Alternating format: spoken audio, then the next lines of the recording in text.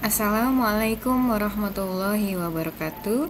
Selamat pagi dan salam sejahtera buat kita semua.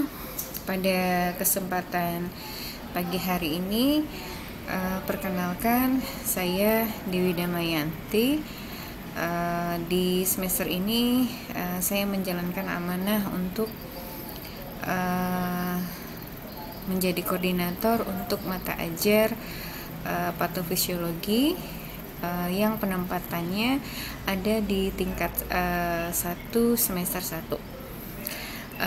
Di awal sebelum memulai perkuliahan, saya akan menjelaskan rancangan pembelajaran semester untuk mata ajar patofisiologi.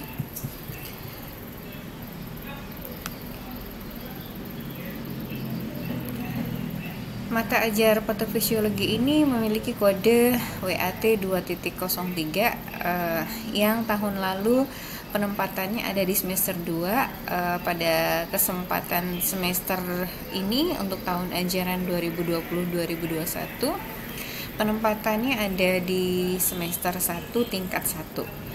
Untuk beban kredit sampai dengan 1 semester ke depan ini adalah 2 SKS yang murni seluruhnya adalah pertemuan untuk ceramah yang dilakukan dengan proses daring atau tatap maya. Jadi dalam 16 minggu pertemuan atau dalam 1 semesternya Ananda akan menjalani 16 kali proses pembelajaran, meliputi 7 proses pembelajaran sebelum ujian tengah semester, kemudian ujian setengah semester, dan 7 pertemuan berikutnya proses pembelajaran dan diakhiri dengan ujian akhir semester.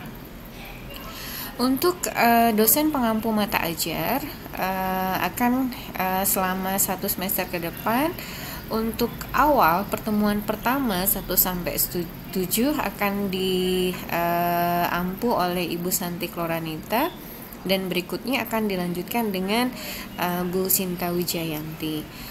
Untuk capaian pembelajaran secara umum di mata ajar patofisiologi ini, Ananda diharapkan mampu menguasai tentang konsep anatomi fisiologi dan patofisiologi pada tubuh manusia.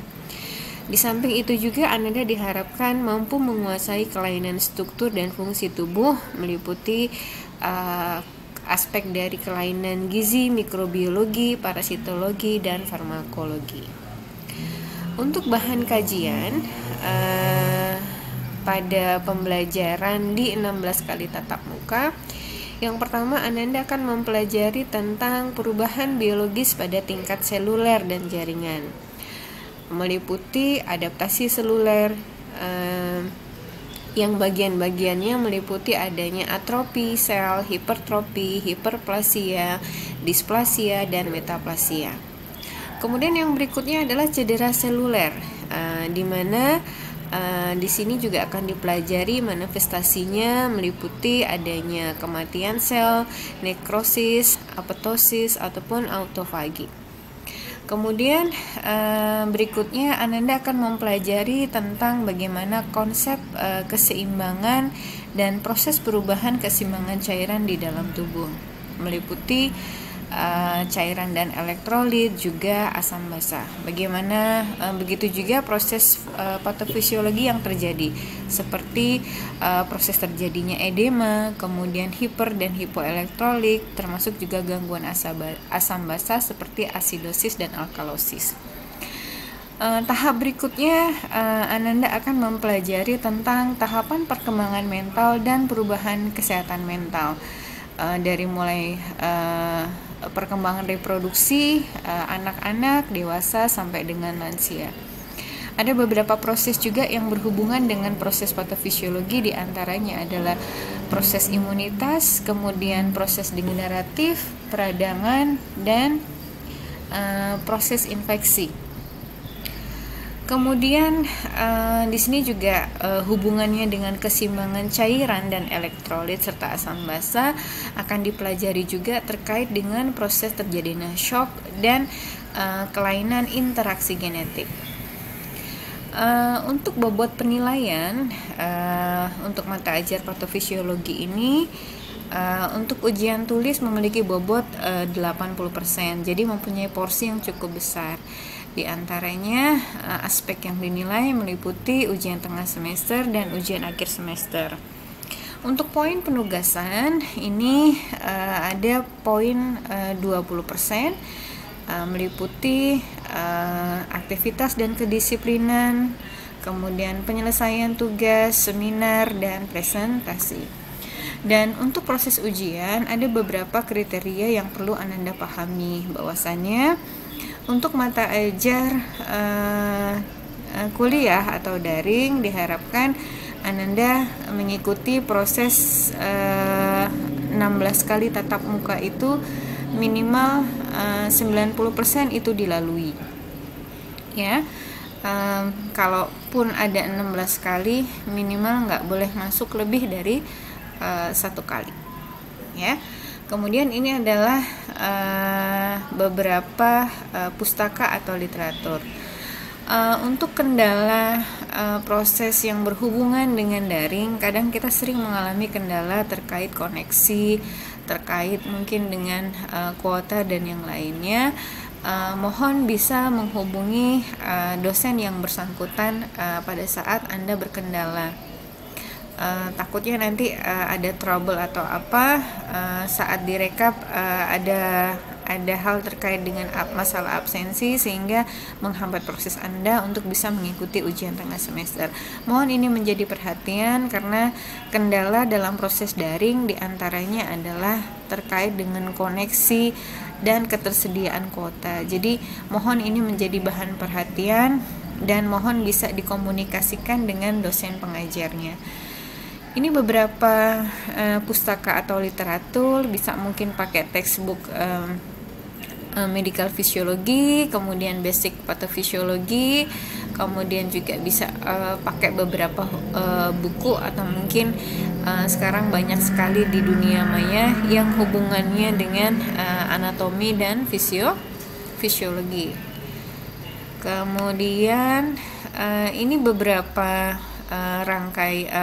rangkaian proses belajar mengajar yang akan kita lalui selama 1 semester ke depan. Nah, ini untuk tatap muka yang pertama akan disampaikan oleh Bu Santi terkait dengan perubahan biologis pada tingkat seluler. Jadi prosesnya daring ya. Kita sedang proses finishing modul, mudah-mudahan nanti bisa memandu Anda dalam mencari bahan atau literatur untuk mengerjakan tugas. Terkait dengan kontrak perkuliahan, mohon nanti bisa disepakati dengan pengajarnya masing-masing, apakah nanti akan melalui video, Zoom, Google Class, ataupun Google Meet. Mohon nanti bisa dikomunikasikan antara si pen dan pengajarnya. Kemudian yang berikutnya adalah manifestasi cedera seluler sampai dengan kematian sel.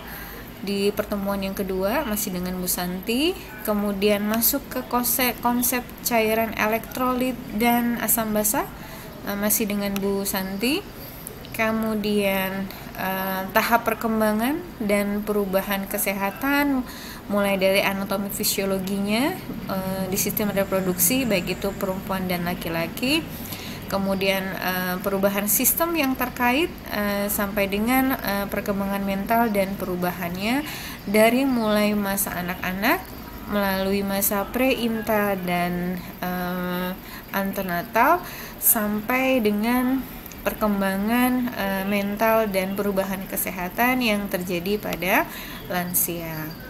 Kemudian untuk poin yang keenam, Ananda sudah mempelajari beberapa konsep fisiologi, di antaranya adalah konsep imunitas. Mungkin agak sedikit rumit, tetapi ini menjadi dasar untuk kita memahami mata ajar patofisiologi.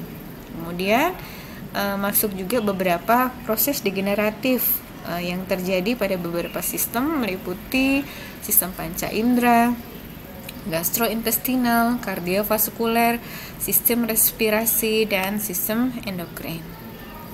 Kemudian di pertemuan ke-8 nanti Ananda akan menjalani proses ujian tengah semester.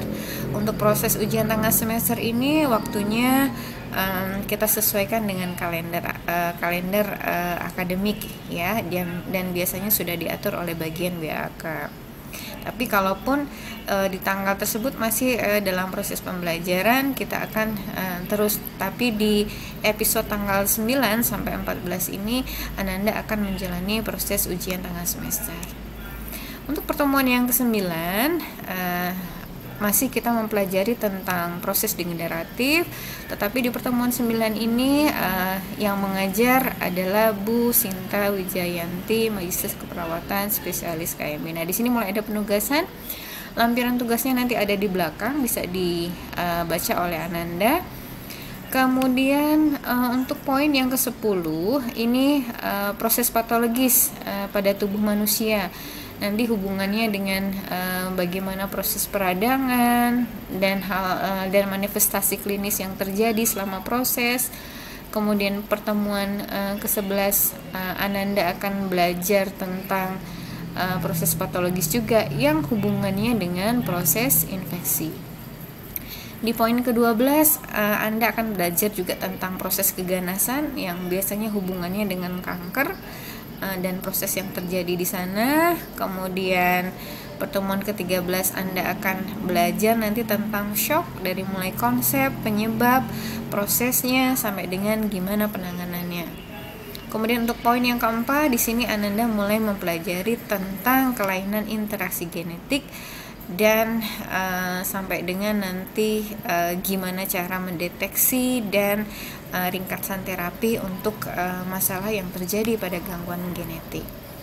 Dan poin 16 di sini Anda akan melalui ujian akhir semester yang dijadwalkan mulai tanggal 4 sampai dengan 6 Januari dan nanti akan dikoordinatori oleh bagian BAK. Demikian yang bisa saya sampaikan, dan ini adalah uraian tugas. Nanti mohon untuk bisa dibaca. Jadi Ananda nanti akan dibagi menjadi 6 kelompok. Kemudian Ananda nanti akan belajar untuk mempresentasikannya. Ada di poin ke-9 dan ke-13 ya. Kamu nanti akan dibimbing oleh pembimbingnya masing-masing.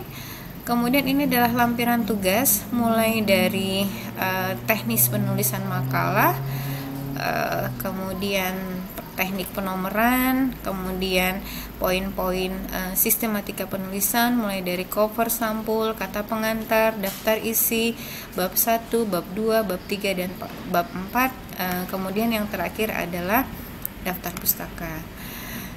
Ini adalah uraian tadi terkait beberapa poin yang muncul dalam aspek penulisan.